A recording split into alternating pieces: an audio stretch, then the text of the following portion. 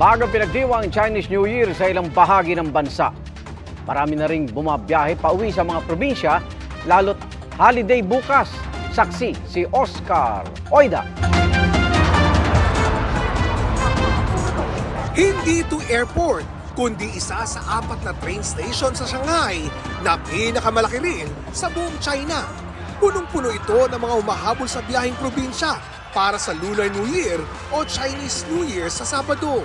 Maging sa kabisera na Beijing, dagsari ng mga last-minute na biyahero.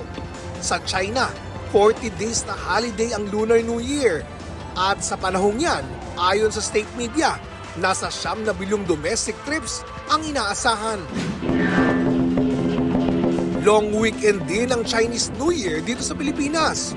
Bukod sa Sabado, special non-working day rin, pati bisperas. Kaya marami ang posibleng samantalahin ang mahaba-habang bakasyon.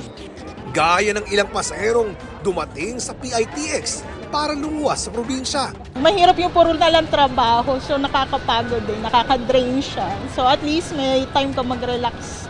So makakasama mo yung family mo. Medyo mahal na yung pamasahe para sa akin, pero parang binabaliwala ko na lang yun para makasama ko yung family ko. Sapat naman daw ang mga bus ayon sa pamunuan ng PITX. At dahil Valentine's Day sa Miyerkules, may mabibili ring mga bulaklak at iba pang pa-Valentine pasalubong. Sa Tugigaraw, maaga nang ipinagdiriwang ang Chinese New Year. Hataw na sa isang mall ang mga Lion and Dragon Dance na pang-akit ng swerte at pantaboy ng malas. Ang Malabon Zoo na bukas na ulit, tila Year of the Dragon ang peg ng mga ibinidang reptile.